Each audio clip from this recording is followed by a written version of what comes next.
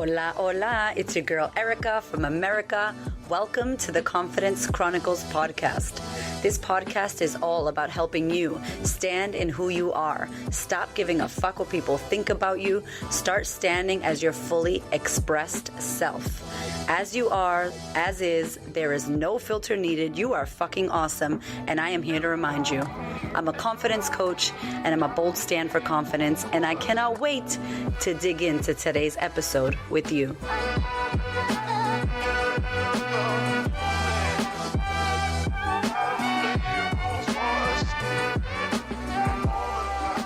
Hello, my love. Welcome to the Confidence Feels Like Shit audiobook sneak peek series.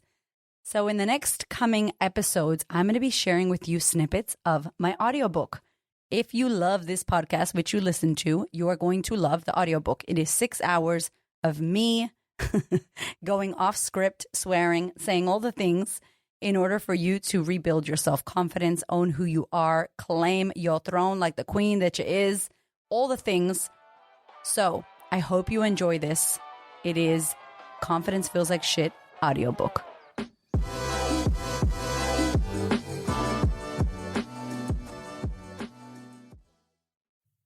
Chapter 4, #FWOT. I'm a loud sneezer, like really loud. When I sneeze, it's going at 900 miles per hour, and it sounds like a flying missile. And there is nothing pretty, ladylike, or elegant about it whatsoever. I've always been a loud sneezer, and so is my mom. And the first time I knew it was different was at school, because all the kids in school would jump out of their seats every time I sneezed during a test. But until my late 20s, I didn't realize that I was an offensive sneezer. Yep, apparently Erica's big old sneezes offended people in a really big way. Let me explain. So after my first Australian boyfriend didn't work out, I met another guy. And unluckily for me, this guy was just like the last guy, only a little nicer and a little bit more of a people pleaser. When we started dating, I felt so utterly inferior to him in every single way possible. I attracted him shortly after breaking up with, let's call him Aussie guy number 1, narcissist Ned. 8 months after we broke up, I met Aussie guy number 2, people-pleasing Peter. Just a little note, the names of these a-holes have been changed in order to protect the not-so-innocent. When we're hanging at my apartment, he hears me sneeze. He doesn't say anything. But if we're in public, he would just look at me and ask me, "Is that really how you sneeze? Why do you sneeze so loud?" He was offended, outraged. For a woman and her sneeze to create that much noise and take up that much space? I thought, what a weird question. Of course that's how I sneeze. But I moved on. A little while later, we were at his family's house, and I sneezed again. The whole family looked at me in shock and horror. They seemed genuinely offended. That's when I put 2 and 2 together. Ah, that's why he hates my sneezes. His family doesn't approve. Holy shit. Something's wrong with me. I'm not good enough. This family doesn't like me at all. They don't like me. They don't like my loud mouth. They especially don't like my loud sneezes, and I'm not good enough for these people or their son. So what did I do? I stopped giving a fuck what other people thought about my goddamn sneezes, and I kept sneezing loud as hell. I dumped his whack ass, and I moved on with my life. I wish. That's what the Erica of today would do. Erica back then was a totally different person. You see, he and his family were completely obsessed with caring about what other people thought about them. They were super judgmental, and it was so ingrained in them to care what other people think that even my loud sneeze knocked their socks off. I mean, picture his mother whispering to her husband, "We can't take her to a family get-together with that sneeze, can we?" And what I did was textbook low self-worth. I held in my sneezes. Thankfully, this is way before childbirth and good old incontinence kicked in. I mean, can you imagine? I don't actually know how I did that. I had all these sneezes that went unsneezed. I wonder whatever happened to them. All I know is that my boyfriend and his family did not like my sneezes.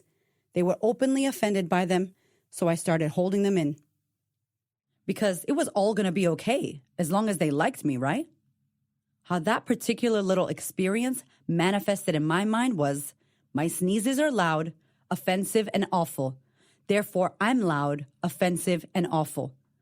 My sneezes are just another reason why I'm not sophisticated enough or educated enough or good enough.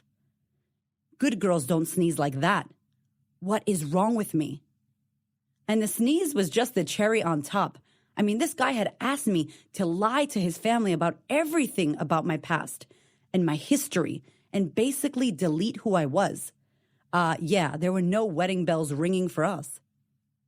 Living a lie. Let me be 100% clear when I say this. It was my own stuff that was getting triggered by them. If someone had a problem with my sneeze today, I'd laugh and not give them an ounce of my energy. You don't like my sneeze? That's your problem, not mine. But at that time, I had no self-worth, no confidence, and I really lacked self-belief. So my own inner demons were brought out by their insecurities and projections. It was like their judgment was shining a massive spotlight on me and everything that was wrong with me. Girl, I wish I had known about FWOT back then.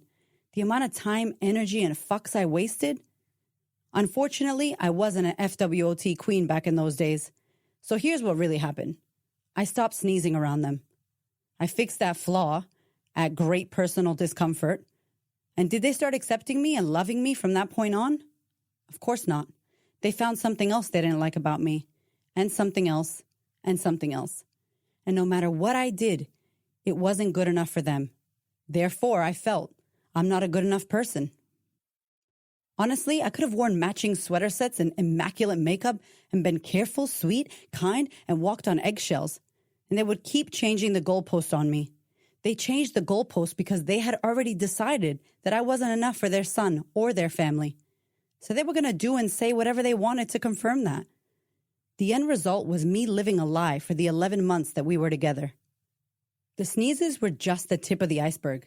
He also couldn't bear his parents knowing that I came from a broken family, so he lied and told his family that my parents were still together but having issues. He wouldn't tell them about my shameful past as a bikini model, or that I had been married prior to meeting him, or that I had experienced a lot of painful trauma in my past. Shit, he wouldn't even tell them about our secret trip overseas together. I mean, come on, dude. You're 30 years old. Tell your mother the truth. I kept up with this charade until it got really painful, until I had no more energy left to pretend. I finally realized I wasn't being true to me, and I was chasing my tail trying to impress people who, I now realize, lack so much confidence and self-worth themselves. I had realized that coming to Australia to run away from my past was not working. I had finally realized that I had lost all of my confidence. I had allowed myself to feel so insignificant in that relationship that I lost all sense of who I really was. Most importantly, I had realized that saying yes to please others was a big no to myself. I vowed to start mending the relationship I lacked with myself.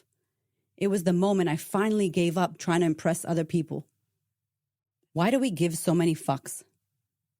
Have you ever thought about why women lack confidence?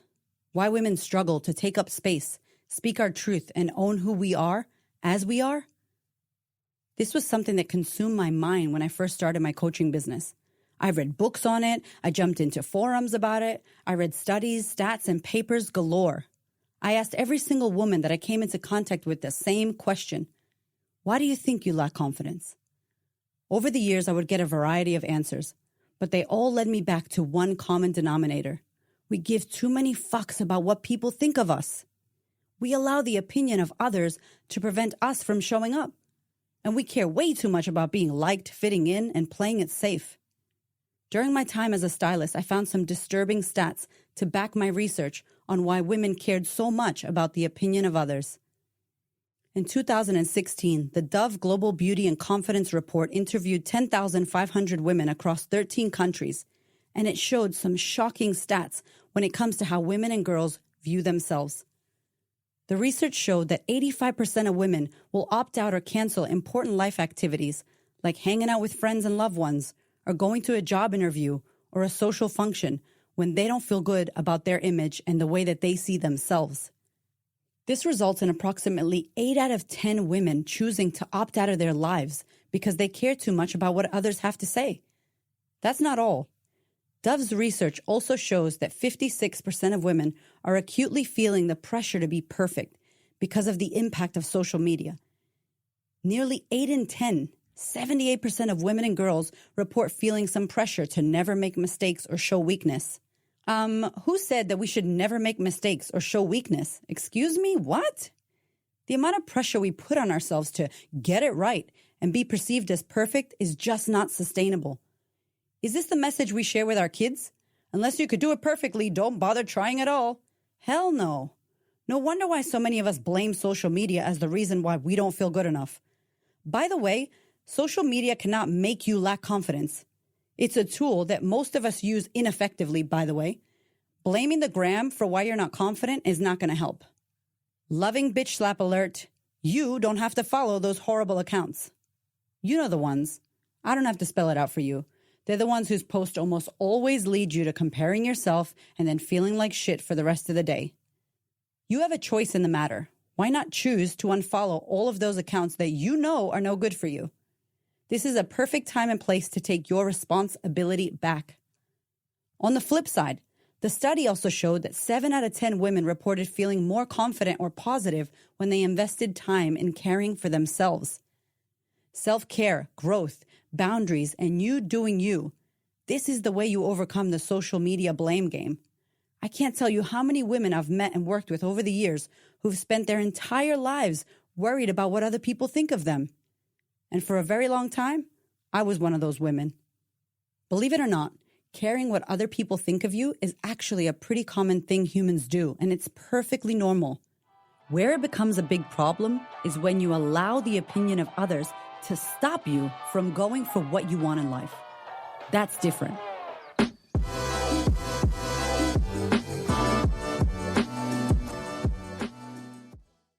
Okay, if you want to hear more, head to thequeenofconfidence.com, click on Order My Book.